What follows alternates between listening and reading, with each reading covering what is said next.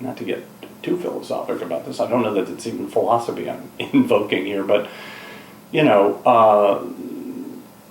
there was a moment, at this point I guess the best guess is 150,000 years ago when true modern humans emerged.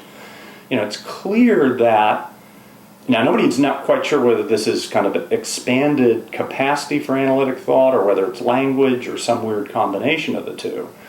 But, we clearly, as a species, have this extraordinary evolutionary advantage.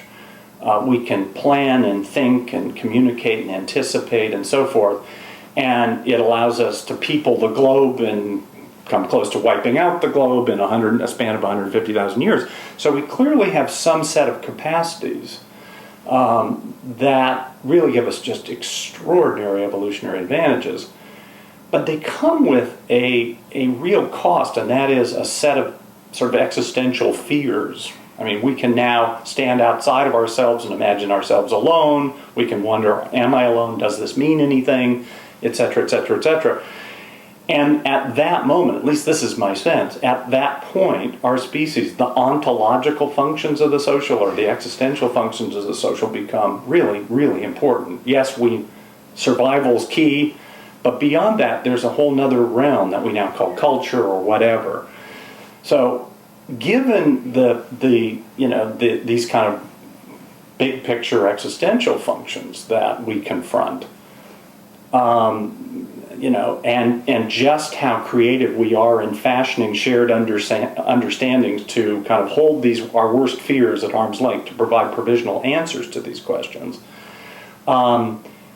The idea that we are these automatons is just silly. Mm-hmm.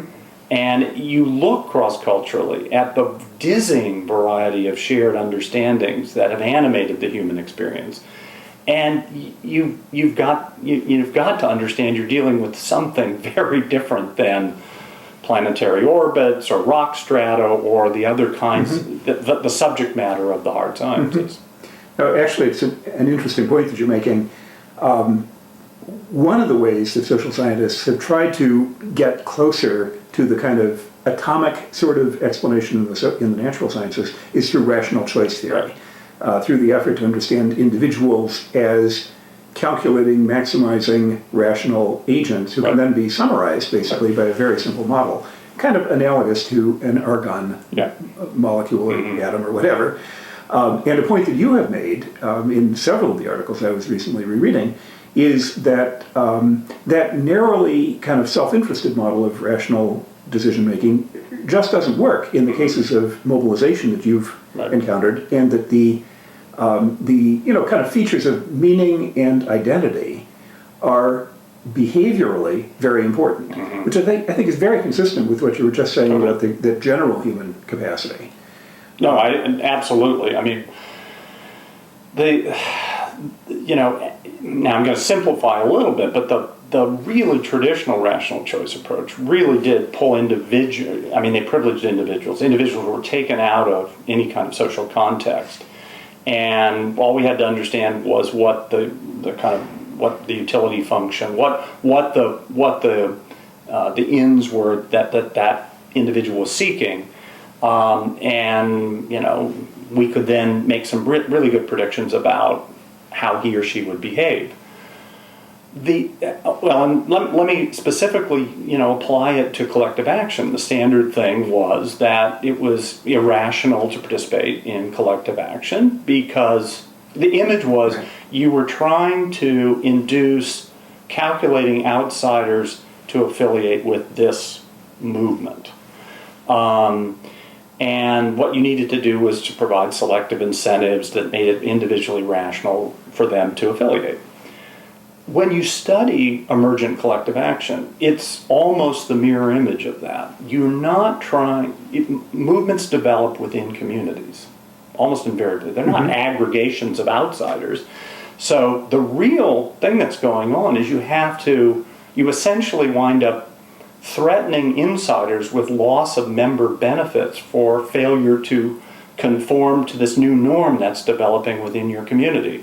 You're a member of the congregation of a church in Montgomery, Alabama in December of 1955, and your minister said it's your Christian duty to confront evil in the world. Segregation is evil. You will stay off the buses tomorrow. Good luck not conforming to that. So you're not trying to induce outsiders. You're threatening insiders with the loss of member benefits for failure to conform. Okay. The point is, these are our central sources of meaning and identity in our lives. If you appropriate that structure in the service of struggle, you can make a movement very quickly. Not that that's an easy thing to do, mind you, but this is not about calculating outsiders being, convinced to join this emerging action. You basically have redefined the purposes of membership, the requirements of membership, to now, and you've now included in that list of requirements staying off the buses. And 95% of the black community did. So again, to me, this speaks at a deep level to what I'm calling the existential functions of the social. How do I reassure myself that I'm not alone and this all means something by affiliating with community?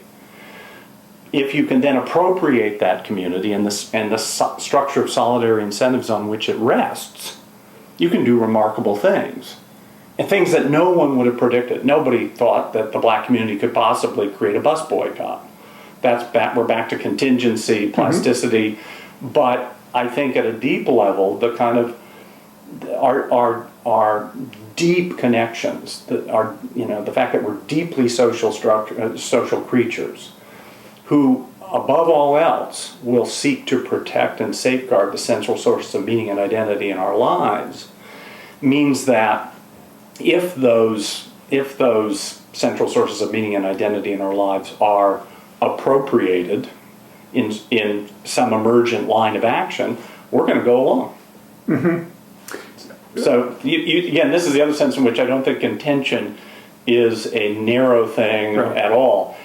The other reason I'm fascinated by this is because I have this deep interest in what I'm calling the existential functions of the social.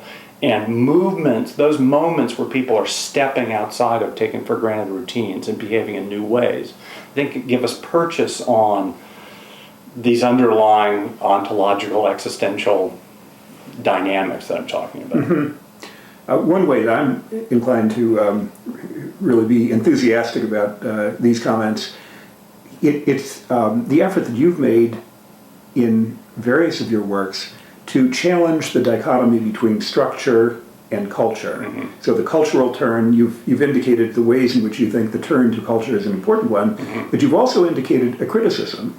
And the criticism is that if culture is kind of a determining script, then there's no place for agency, but that it's really agency. So what I have read in your work, which I really appreciate and agree with, is that the social sciences need to be agent-centered, not rational. Rational choice theory is one species of agent-centered social science, but as you've just indicated, it's too narrow in terms of the motivational assumptions that it makes. But that we can have agent-centered approaches to things like contention, which are much richer and which involve the kind of meanings and identities which you've just referred to. And under that description, you really do go a long ways towards explaining lots and lots of different kinds of social behavior. But it's not a script from the culture, and it's not a kind of determined constraint from the structures. No. It's rather thoughtful, meaning-driven, rationally purposive also individuals who are reacting both to a culture and to a set of structures. I think that's right. And again, sociologists don't like rational choice theory generally. I'm a critic as well. I mean, it doesn't describe any world that I'm ever really seen.